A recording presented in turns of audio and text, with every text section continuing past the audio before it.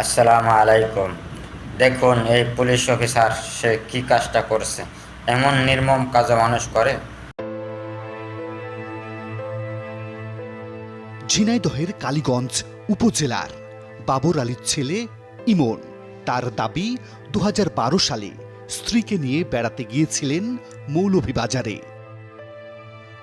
ফেরার পথে ডাকাত সন্দেহে আটক হন পুলিশের হাতে। এরপর ২০১৩ সালে আদালতে হাজিরা দিতে গিয়ে আবারও আটক হন তিনি।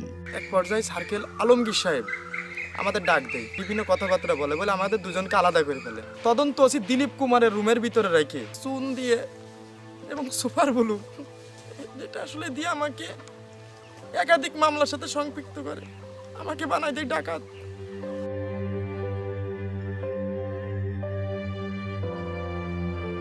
শুধু ইমন নয়, এভাবে ৫ জনের চোখ নষ্ট করার অভিযোগ ওঠে পুলিশের বিরুদ্ধে। তাদেরই একজন কামাল, আরেকজন কুতুবুদ্দিন। আমি বলছি যে আমি ডাকাতি যাতে শরীর, আমি দোষী, আমি দোষ করছি বলা, কিন্তু আমাকে অমানসিকভাবে কি চোখ নষ্ট করতে পারে। যে পুলিশ কর্মকর্তার বিরুদ্ধে এই অভিযোগ, তার বিরুদ্ধে মামলাও করতে পারেননি তারা। অথচ সেই সময় পুলিশ কর্মকর্তা মোহাম্মদ আলমগীর হোসেন দুবার পদোন্নতি পেয়ে এখন এসপি হয়ে ডিএমপির সদর দপ্তরে আছেন। আপনারা তাহলে দেখলেন, শুনলেন লোকটি কেমন কাজ করলো। এরপর ওই লোকটির পদোন্নতি হয়। দেশের কেমন অবস্থা, দেশের রাজনীতির কি অবস্থা আপনারা বুঝতে পারছেন।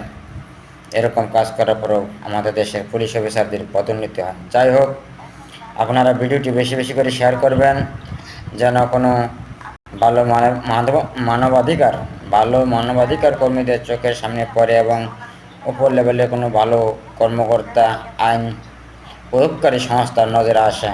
তাই আপনাদের প্রতি অনুরোধ রইল, আপনারা বেশি থেকে বেশি ভিডিওটি শেয়ার করবেন। আসসালামু আলাইকুম।